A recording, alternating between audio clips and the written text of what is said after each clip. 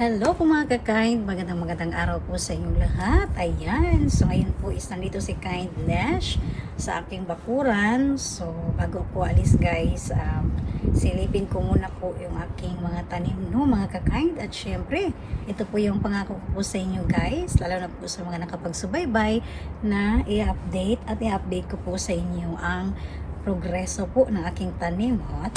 Progreso talaga. Okay, so syempre guys, si Kindness, alam niyo po ba, tuwing umuwi ako no, lalo na sa gabi, kasi nga may mga, ito yung purpose ko, bakit nalagyan ko siya ng mga lights dito, ayan, kasi gusto ko pag uwi ko, may makikita ako no, ayan, yung, kung ano ba yung mga sitwasyon nila, okay, yan po. So yung ibang dahon, medyo may mga kagat-kagat po, ayan, hindi talaga may iwasan, pero may nilagay naman kami guys. At least, hindi ka talaga katulad noon na halos yung tanim ko po talaga mga kakain. Kinagat talaga yung mga dahon. Talagang kalbong-kalbo po. Kaya yung iba lang ang nabubuhay ko, yung mga pipino ko noon. So ngayon, medyo ano siya, talagang lumalaban din po. No? Hindi talaga siya yung makukuha agad lahat niyan. Mga dahon natin. Parang umaalis yata siguro agad yung gustong tumigim ng ating tanim mga kakain, no? Ayan. And then, so yan po, pakita ko po sa inyo guys ngayon ng aking mga tanim po. Alright guys, so ayan po no, ito yung progress ng tanim natin. O, diba? Char lang. So, makalipay gid kaayo guys. Happy talaga ako no, na kahit papano no. So, meron akong isang parang ano, ayan, medyo, ano kasi ito na variety, yan. So, ngayon alam ko na po mga kakain kung ano ba yung magagandang variety. So, hindi siya nakapag-survive, ayan. So, alam ko na kung ano bang klaseng bibilhin ko next time na mga klase ng pipino. At buti na lang, ito yung maganda guys, na kapag bibili tayo ng mga punla, hindi lang iisang variety. So, dapat pala, tulad ng ginawa ko po ngayon, tingnan niyo po, may nabuhay. Ayan, kasi iba-iba po ang variety na binili ni Kindness na pipino. Okay? Ayan, and then, ayan po. So, tuloy-tuloy na po siya, no? Naakit na po itong mga kakain, gagapang na po siya. And then, tuloy-tuloy ang mga bulaklak niya po, guys. Ayan, pakita ko lang po sa inyo mga kakain, Ayan, ang kanyang bulaklak. Tapos, unti-unti na talagang maglalabasan yung kanyang mga bulaklak. Ayan. Tapos, in fairness, ayan, yung bunga niya po mga kakain, Okay. Ayan po. So, talagang binahagi ni Kindness sa inyo, no? Yung ano ba yung progreso niya? So, ano ba yung mga variety?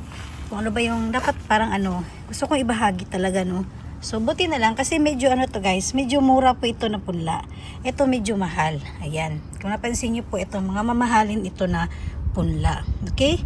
So, alam ko na po. And then, kung napansin nyo po guys, ayan okay.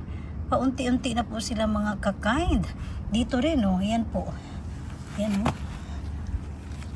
Alright. Happy cake ko guys. Ayan, unti-unti na sila na yung ating pipino.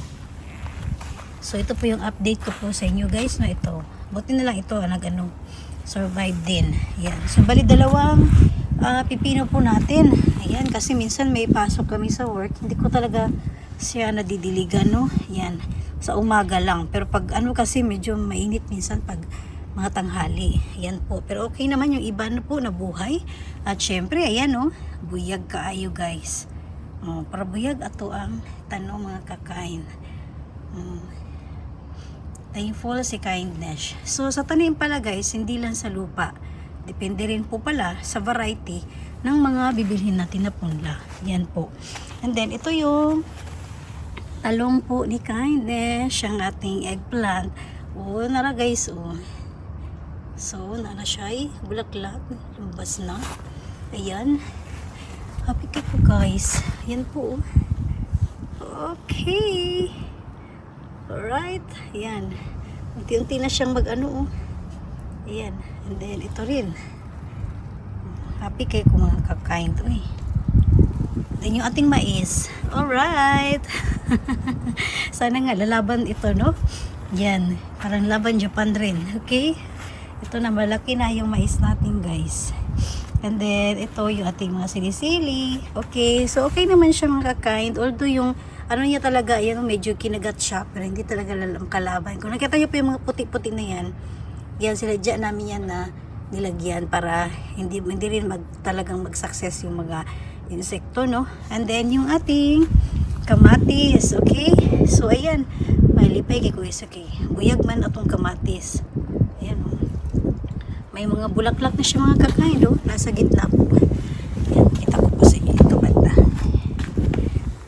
Okay. Alright. Ayan. So, buyag ato ang mga tanom karon uban, no? Ayan. So, medyo kusog kit ang hangin. So, ito ang ano natin ngayon. Medyo malakas ang hangin natin po. Alright. So, happy ko guys. Kay pasin puhon, maka-harvest na. Okay? So, alis muna si Kaidesh, no? At mamalingki muna kami guys. Alright po mga kakain, so ngayon po is nasa biyahe na po tayo mga kakain, no? Ayan, kung napansin nyo po, ang gaganda po ng mga pananim dito. Parang kapag ganitong buwan kasi guys, ito yung pinakagustong magtanim ng mga Japanese. At maaga po dapat kasi mas marami po tayong ma-harvest at marami pa tayong maitanim sa loob po ng ilang buwan. Kasi nga po, kapag month of November po, mas malamig na po dito mga kakain. Kaya ito yung pinakamaganda talaga na magtanim at higit sa lahat, mamasyal. Katulad po ninyo sa mga gusto po mamasyal dito sa Japan, ito po yung pinaka magandang buwan talaga, no? Tama lang po yung weather. Hindi gaanong mainit at hindi rin gaanong malamig. Katulad niyo po kung saan nakita niyo po yung suot ko po, no? Medyo manipis na po siya. Ayan. So, sa loob ng sasakyan guys, medyo naka-aircon na kami. Pero kapag lalabas po tayo, kapag ganitong oras, medyo matirik yung init. Ayan. Pero may konting hangin po mga kakain. Alright? So, ito yung pinaka masasabi ko talaga magandang weather po na gusto niyo pong mamasyal at mas maraming bulaklak po. So, ngayon po is malapit na po kami sa supermarket. Ayan. So, wag po kayong magtataka mga kakain kung bakit medyo distance po ang aking pamamalengke minsan. Yan. Dahil mamaya after po sa supermarket na ito, pupunta po kami sa Costco. Alright, so ngayon po is hindi ko na talaga lahat kinuhanan po sa loob. Ayan, dahil nga po isa sa mga marami na tayong pupulakad pa mamaya, no? Ayan po, and then ito guys, share ko lang po sa inyo. Ito po is somen. Ayan, kung meron pong ramen, meron din pong somen. So ano nga ba yung somen? Ito is parang iba rin po yung texture niya. Yan, sa ramen. Okay? So, ito yung mga pamalengke ni Kindness po, no? Mga kakain. So, gulay. At, syempre, ngayon, medyo mainit-init na pong panahon. May ampalaya na po ngayon na binibenta po.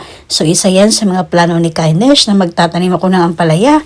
Kasi napakamahal talaga ngayon ng bilihin. Lalo na po ang mga gulay po dito, no? Ayan. So, talagang madiskarte lang nanay po tayo. Huwag tayong maghanap ng mamahalin po, mga kakain, no?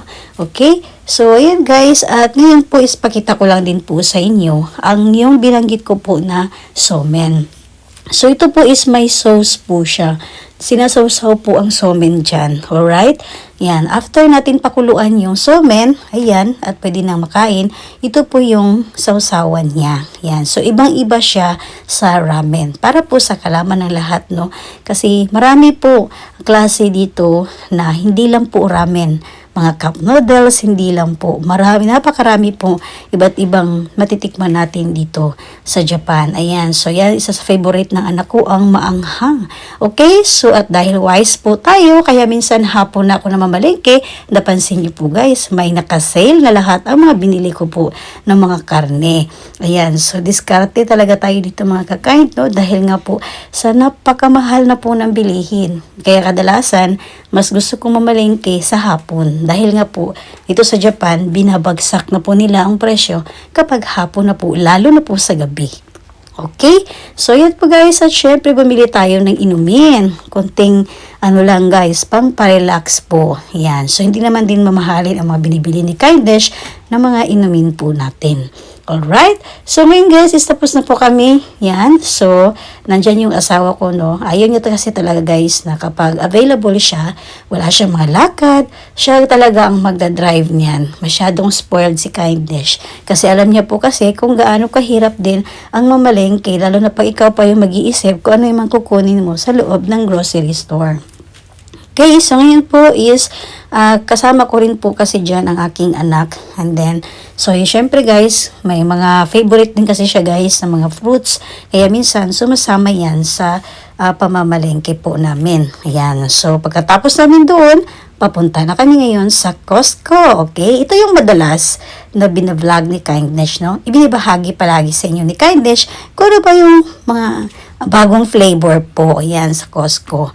Pero sa ngayon po kasi guys, dyan ako bibili ng mga needs po natin. Yan. Lalo na kasi guys, kung alam mo yung kung saan tayo makakamura. Yan. Madalas kasi yung sa isang buwan or 2 buwan na gamitan ko po, ayan, dito ako namimili. Katulad po niyan, ang ating mantika, okay? So, dyan ako bibili guys kasi marami na siya at mura pa. Yan. Tapos, syempre guys, pumili ako ng bigas kasi minsan, katulad po niyan, dyan tayo makakita ng mas mura pong bigas. Halos kalahati po ang presyo na mabili natin dyan.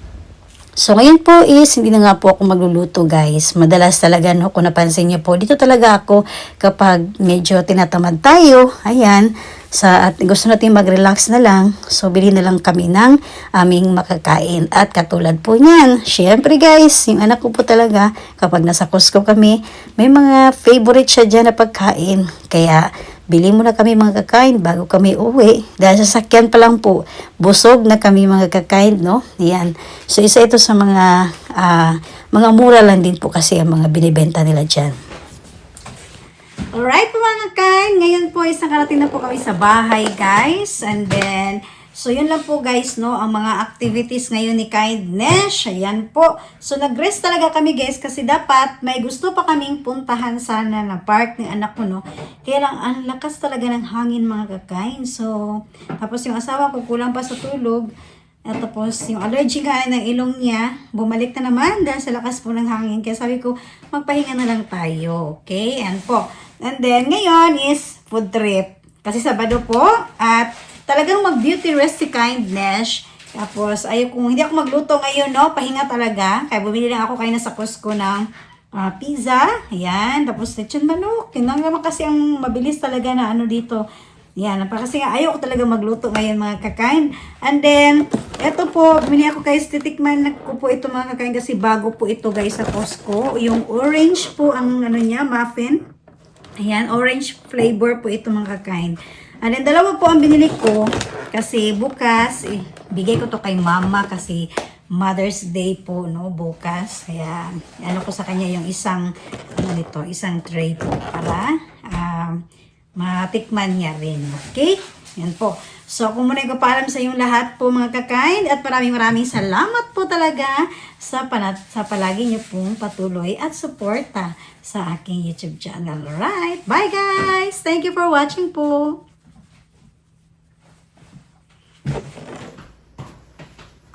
Alright guys, at ito na po yung mga pinamalingki po namin, no? Ayan.